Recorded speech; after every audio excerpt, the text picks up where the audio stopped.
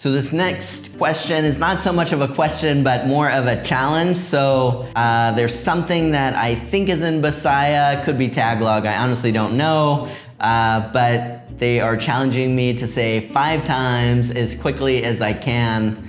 Here goes nothing. I could just leave it there? Yeah. This thing's really a beast, which is awesome. Got it.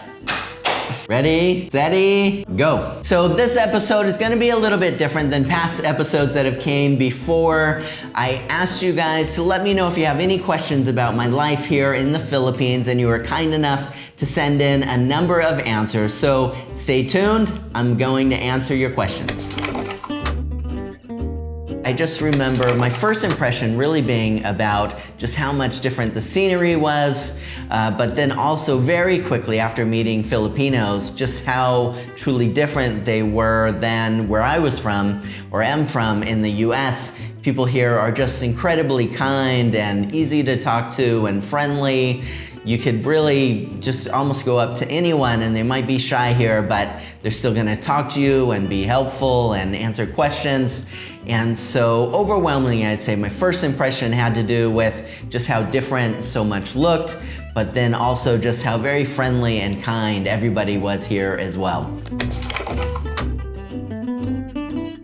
Being here and really establishing the company here was one of the main reasons why I decided to stay in the Philippines for good. The second reason, though, is that my manager, Grace, that's so much a part of helping us get started in the beginning. Our relationship grew and grew, and to be honest, the more I went back to the US, the more I missed being away, not just because of the business, but because of her as well. So those are really the 2 main reasons why I decided to stay in the Philippines for good. 1 was business, but 2, maybe even a little bit more, maybe a lot more, was Grace. All right, so another question, how was living in the Philippines during the pandemic? That's kind of how it was. You know, living in the Philippines here has really been a challenge during the pandemic. There was whole months at a time where I would leave where I lived maybe once every 7 days, sometimes once every 10 days. And when you're someone that's used to being outside a lot and breathing fresh air and living in a place that has a lot more square footage than most places do here, it was a lot different. So there's been some wonderful times during the pandemic, and there's also been a lot of challenges as well. I don't know the exact numbers, but there's been huge amounts of the expat population in the Philippines that have left during this time, and it's really, I think, on the whole, because they just got so sick of how strict things were here, and they wanted to have a little bit more freedom, and they wanted things to be a little bit more normal in their everyday life. And at times, I gotta tell you, I really feel that way as well. I'm trying to learn to be more patient, not an especially good skill for us Westerners, and something that I'm still trying to learn from Filipinos that truly are able to handle tough times and challenges so much better than people like myself. So I'm grateful to be here, but it's a challenge as well. It's the people. I really genuinely love the people here. At times, they're a little bit difficult to understand, you know, dealing with relationships personally and with work and in everyday life, driving. So much is truly so much different between the US and between the Philippines. But when it comes down to really how I feel about that, my favorite things about the Philippines by far is the people here. I've learned so much. Life is, I was gonna say, a lot less stressful, but I think that life here is probably as stressful as living in the US, but in different ways. I think the kinds of things that stressed me out living in the US were kind of bigger picture things, you know, people and work and everyday life there. In the Philippines, the things that are stressful are more just adjusting to a new culture, a very different way of kind of perceiving things. So in the US, people think so much of kind of everybody in a sense, but they're really thinking of themselves, whereas here, people truly are thinking of others, and I think the patience of people here is pretty phenomenal. I think the way people drive here is a little crazy at times, and I used to really enjoy driving, and at this stage in my life, I can't believe that just a couple years ago, if I wanted to kind of chill out or relax, I would go for a drive. Now, that is the absolute last thing I would ever do if I want to relax, because the way people drive here is just a challenge and a little bit scary at times. So is that the thing that I hate most about the Philippines? Maybe, maybe not, but it tends to be things that really aren't that important, and I find that I just need to put on my big boy pants, learn to be a bit more patient, and I'm gonna be okay. Probably the mango here. So I gotta say that I'm a vegetarian, and so food in the Philippines has been a challenge since day one, trying to find stuff that I could eat. So between the pandemic, being inside so much, and between just trying to find healthy vegetarian food, it's the main reason why I've put on so much weight here. Trying to find healthy food is really hard, but my favorite food here, I gotta say, if you've never tried the mango, especially in Cebu City, it's absolutely phenomenal. I love the coconut here. Halo halo is one of the desserts here that is really unique, and I really enjoy a lot as well.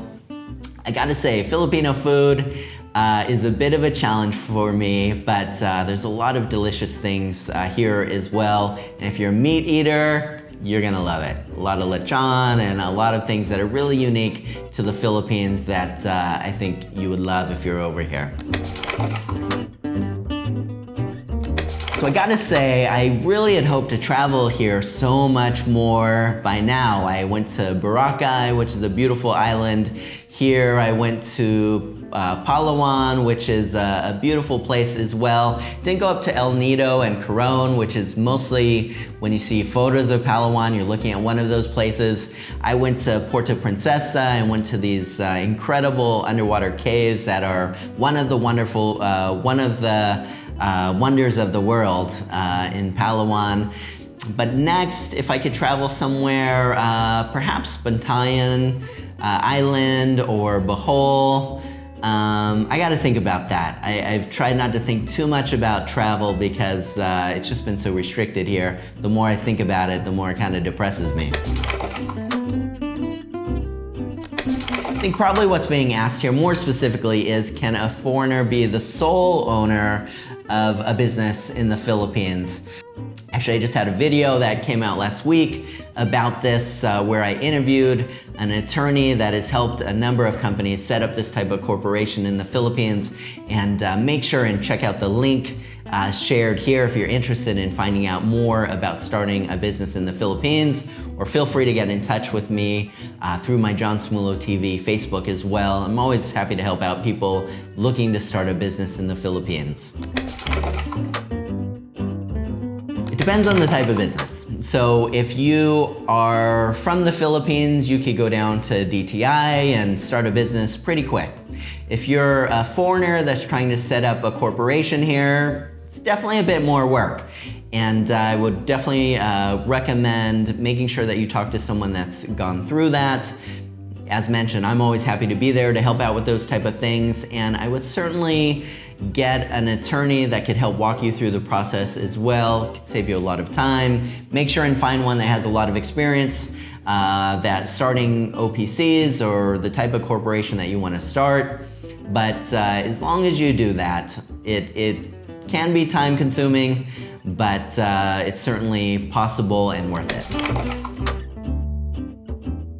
Yeah, that's a great question, and it's one that I brought up on the channel before, and something that's really a pretty consistent part of my day-to-day life here, both managing employees in California with US culture and managing employees here in the Philippines.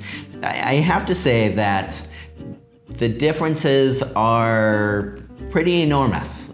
So I think that in terms of things like hiring, to day-to-day life with employees, dealing with things that happen that go wrong, I really have had to continually try to learn better approaches to managing employees, especially in the Philippines. In the US, if something goes wrong, I could really say exactly what I'm thinking and not have to think about it too hard. But in the Philippines, I find that I have to tread far more gently, and there's so much. These are just a couple of examples, but there's really so much that I've learned already, and I'm sure far more that I still have left to learn about cross-cultural management in the Philippines.